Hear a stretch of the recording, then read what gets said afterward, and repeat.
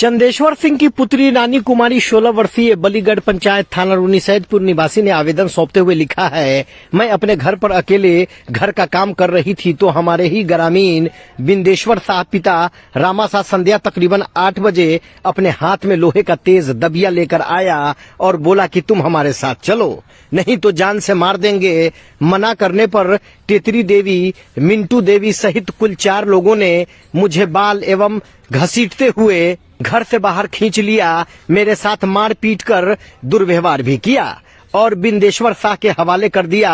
हल्ला करने पर मेरे ऊपर तेज हथियार से वार कर दिया, जिसमें मेरा नाक काट दिया।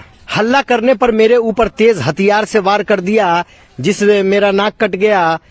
मेरे नाक में पहना सोने का बाली एवं मेरे भाभी किरण देवी जो हल्ला सुनकर हमें बचाने आई तो उसके साथ भी मार पीट कर उसके गले का मंगलसूत्र, कान की बाली छीन लिया और राजू शाह सहित कई लोगों को आवेदन में लिखा है। देखिए ये खास रिपोर्ट।